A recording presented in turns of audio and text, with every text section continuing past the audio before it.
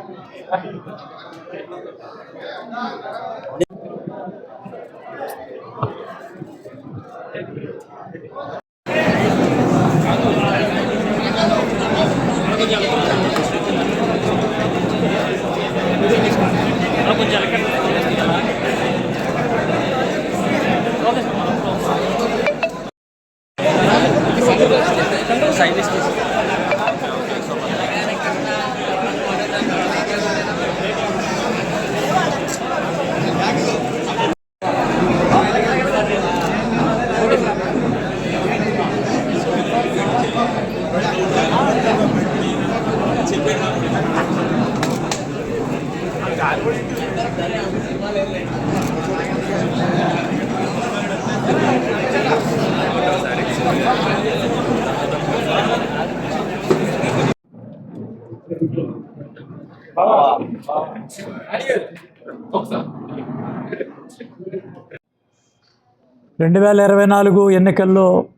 Bharatiya Janata party విజయం సాధించిన తర్వాత నరసాపురం పార్లమెంటుకి భారతీయ జనతా పార్టీ ఒక ప్రత్యేకమైనటువంటి దృష్టితోటి సీటు అలాట్ చేసి భూపతిరాజు శ్రీనివాసవరం గారిని పార్లమెంట్ సభ్యునిగా గెలిపించడం, తదనంతరం వారిని క్యాబినెట్లో కేంద్ర ఉక్కు మరియు భారీ పరిశ్రమల సహాయ మంత్రిగా వారికి పదవిని కల్పించడం అనేది జాతీయ భారతీయ జనతా పార్టీ ఈ ప్రాంతానికి ఇచ్చినటువంటి అత్యంత ప్రాముఖ్యతగా అభివర్ణిస్తూ, దాని తదనంతరం జరిగినటువంటి పరిణామాల్లో భారతదేశంలో ఎక్కడా కూడా ఒక పార్లమెంట్ సభ్యుడు ఉండగా అదే పట్టణానికి చెందిన ఇంకొక పార్లమెంట్ సభ్యుని ఎంపిక చేసినటువంటి విధానం ఎక్కడా లేనటువంటి పరిస్థితిలో, ఒక అనూహ్యమైనటువంటి పరిస్థితుల్లో పశ్చిమ గోదావరి జిల్లాకి మరొకసారి జాతీయ భారతీయ జనతా పార్టీ,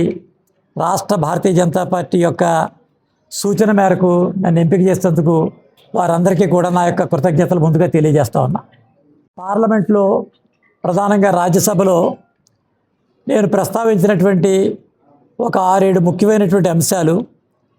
ఆంధ్రప్రదేశ్ రాష్ట్రం యావత్ భారతదేశంలో రొయ్య మరియు చేపల ఉత్పత్తులకు సంబంధించి 78% ఉత్పత్తులు ఈ ప్రాంతం నుంచి వెళ్ళేటట్టు పరిస్థితి ఉంది. ఇది ప్రపంచంలో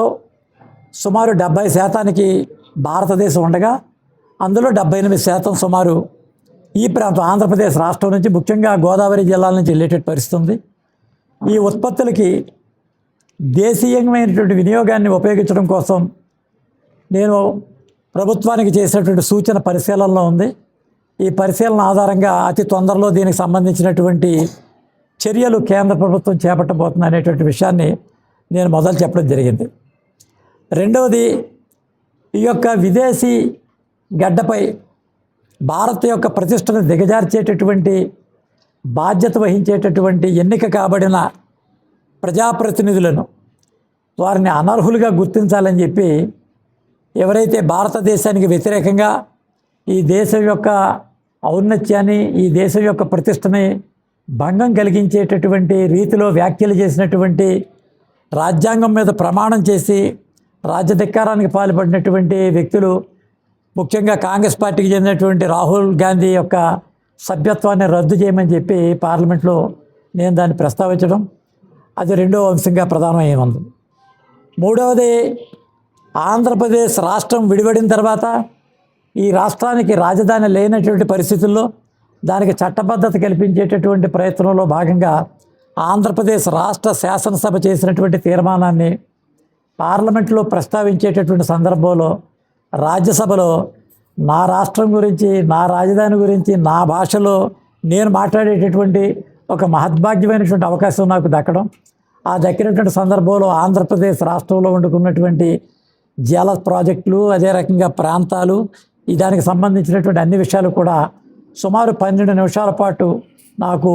స్పీకర్ అవకాశం ఇవ్వటం, తద్వారా ఆంధ్రప్రదేశ్ రాష్ట్రానికి సంబంధించినటువంటి అంశాలన్నీ కూడా నేను ప్రస్తావించేటువంటి విషయం మూడో ప్రధానమైనటువంటి అంశం అయింది.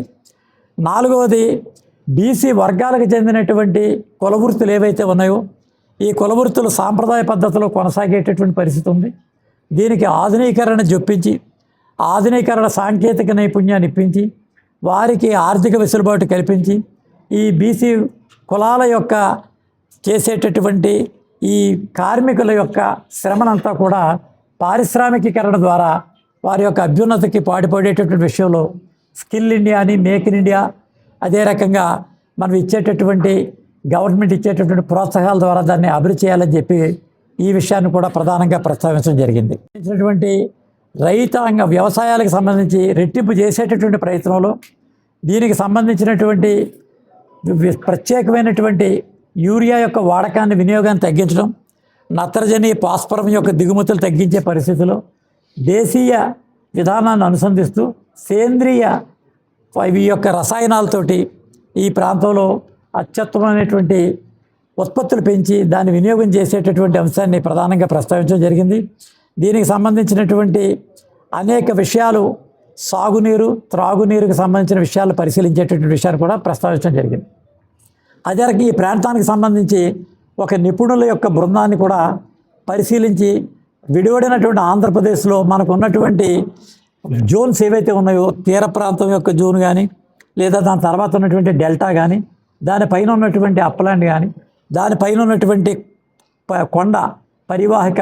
ప్రాంతాలను కానీ వీటిని అధ్యయనం చేసి రేర్ ఎర్త్ ఎలిమెంట్స్ ద్వారా కానీ, లేదా మారినటువంటి పరిస్థితుల్లో చిరుధాన్యాల యొక్క ఉత్పత్తి కానీ, ఎగ్జిస్టింగ్ డెల్టాకి సంబంధించిన విషయం కానీ, కింద ఉన్నటువంటి సముద్ర ఉత్పత్తులు కానీ, ఈ సమాంతరమైనటువంటి వ్యవస్థతోటి దీన్ని పెంచేటటువంటి ప్రయత్నం చేయాలని చెప్పి ఈ అంశాలన్నీ కూడా పార్లమెంటు, రాజ్యసభ వేదికగా ప్రస్తావించడం ఈ సంవత్సర కాలంలో నేను చేసినటువంటి ప్రధానమైనటువంటి ప్రస్థానమైంది. దీనికి తోడు నేను ఈ యొక్క ప్రధానంగా స్టాండింగ్ కమిటీలో సైన్స్ అండ్ టెక్నాలజీలోను, అదే రకంగా ఫుడ్ డిస్ట్రిబ్యూటింగ్లోను, రెండింటిలోనూ కమిటీలో ఉన్న సందర్భంగా నేను ప్రధానంగా దానికి సంబంధించినటువంటి విషయాల్లో ఆంధ్రప్రదేశ్ రాష్ట్రం నేడు క్యాన్సర్ బారిన పడేటటువంటి పరిస్థితి ఉన్న కారణంగా మనకి పశ్చిమ కనుమల నుంచి తూర్పు వైపు ప్రవహించేటటువంటి కృష్ణా, గోదావరి, పెన్నా, తుంగభద్ర ఈ నదుల నుంచి వచ్చేటటువంటి వ్యర్థ విష కాలుష్యాల ద్వారా ఆంధ్రప్రదేశ్ రాష్ట్రం చివరి రాష్ట్రం అవటం, సముద్రంలోకి కలిసేటటువంటి సందర్భంలో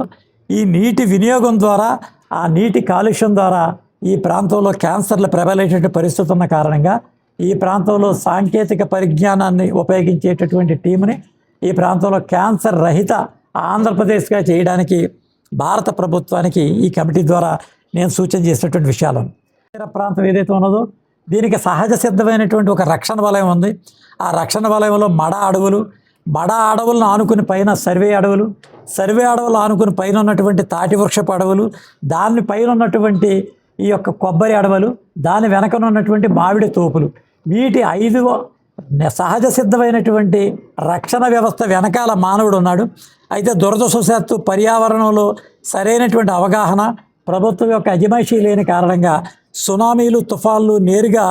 జనసాంద్రత ఉన్నటువంటి ప్రాంతాల్లోకి వచ్చి పెద్ద ఎత్తున నష్ట నివారణ జరిగేటటువంటి పరిస్థితి ఉంది. కాబట్టి దాన్ని నివారించడం కోసం ఈ మడ అడవుల యొక్క అభివృద్ధిని, వీటి మీద ప్రత్యేకమైన దృష్టి సారించాలని చెప్పి పర్యావరణానికి సంబంధించినటువంటి విషయాన్ని కూడా ప్రస్తావించడం జరిగింది.